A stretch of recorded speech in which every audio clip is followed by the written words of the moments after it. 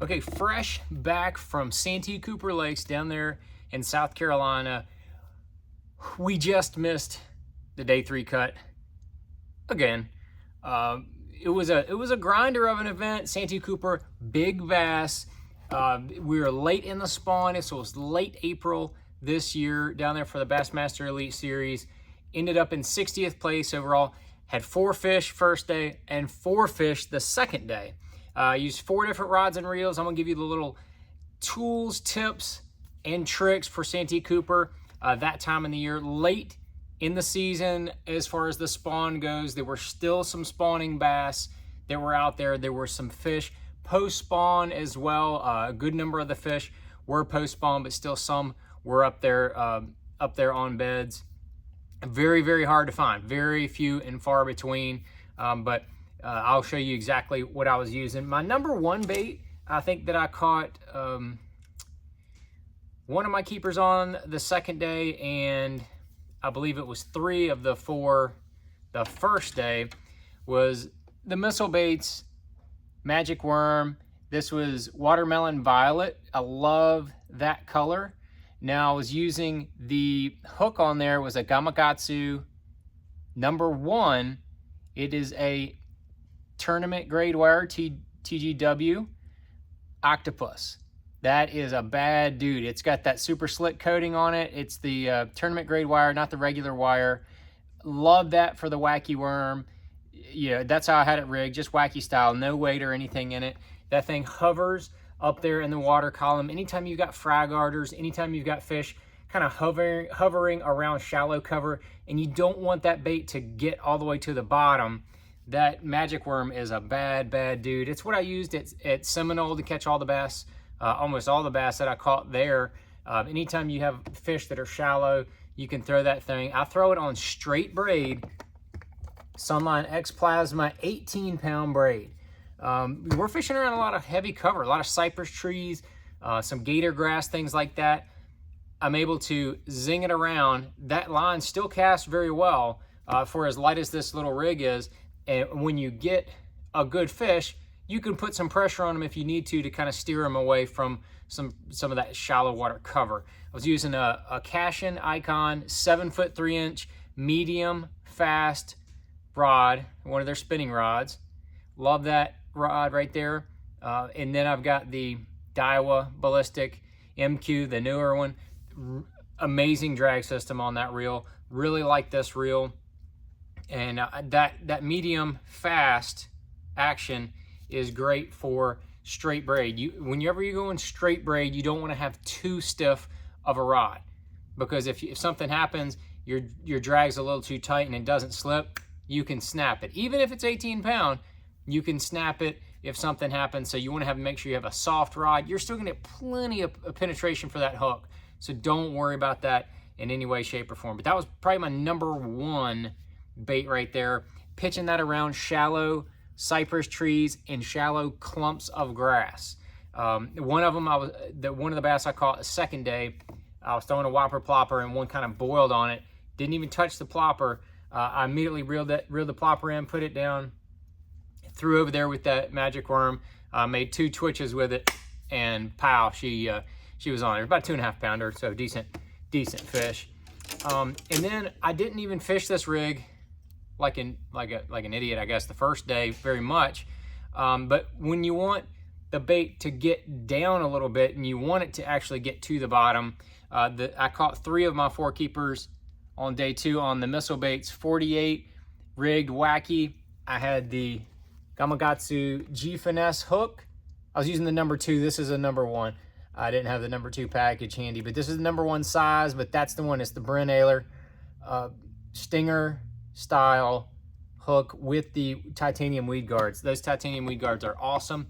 You can throw that Wacky Worm at the base of those cypress trees anytime you're around harder grass, and that will not get hung up. It'll just come right through. Really good setup. Caught 2 fish close to 4 pounds on day 2 with that, and another 2 something, 2.5 or so. So very productive bait for me. Wish I would have probably fished it a little bit more on day 1. I was just kind of targeting cypress trees mostly with this rig right here. and I was on that one, I was using the same Sunline X Plasma, but this is 16 pound, not 18, 16 pound, because I want the bait to sink down a little bit faster. So I was using a little smaller line, you know, 16 to 18, not a huge difference, but still, it's a difference. I was using the Daiwa Tatula. It's a leftover. I don't have a million of the of the ballistic MQs, so this was just kind of like a backup rig. Had it on the Cash-In Icon micro jig rod. This one's got a little more. This is more of a medium heavy action. It's got a little more backbone to it, and the lure's a little heavier. So with that little heavier lure, the 48's got some weight to it, even weightless. So when you go to skip it or throw it and make a longer cast, man, that thing's just gonna go for a ways. And it's not too stiff though. It does have a soft tip on it, which helps you not do anything crazy with it. But I really like that setup. And again, I wish I would have fished it more on day one. But on day one, I was looking for a lot of sight fish. And out of the 15 sight fish that I found, Brian's trying to call me. I'll call you back, Brian. Call you back very soon.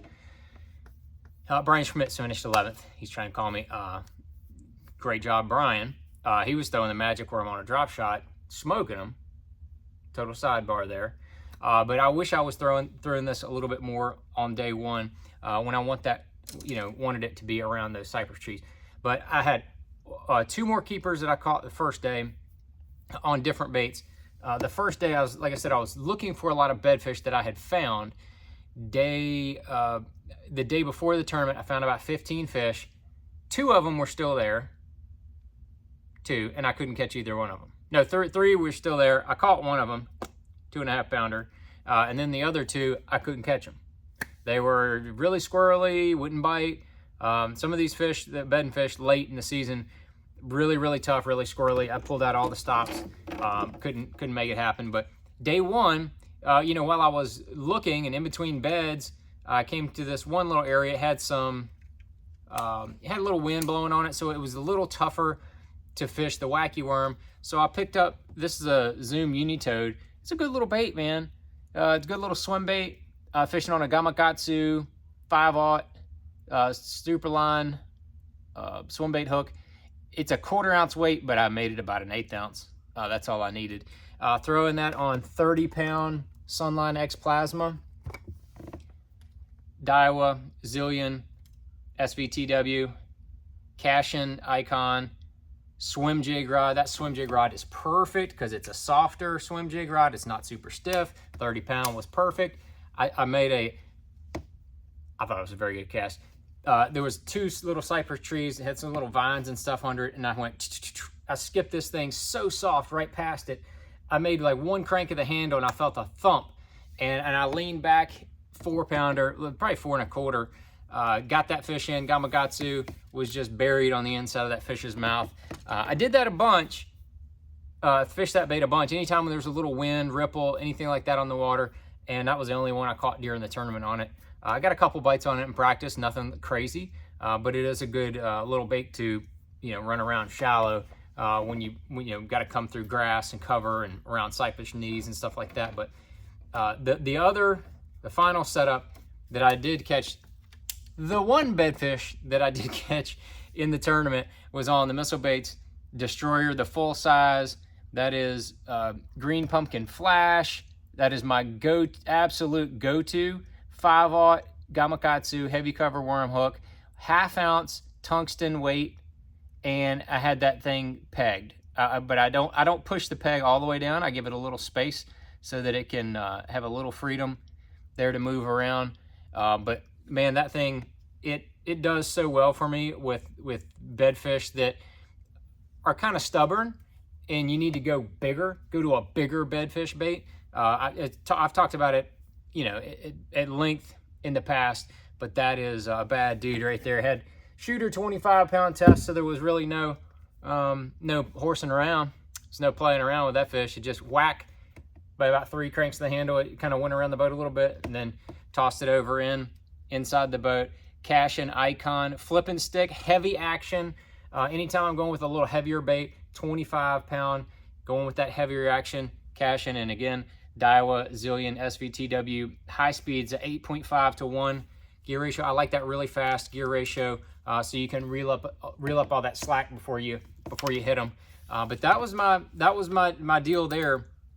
You know, looking back on it, there's a couple of different directions I could have gone. I could have just fished more cypress trees and not even fooled with looking at them on, you know, on the beds. Or I could have gone the other way. I could have gone and just looked for the fish on beds and just gone and trying to find new fish. But I had such a hard time in practice finding those fish. They were really few and far between. Like you'd find one here, and then in this whole other section, you'd find one. And then this whole other section over there, you'd find one.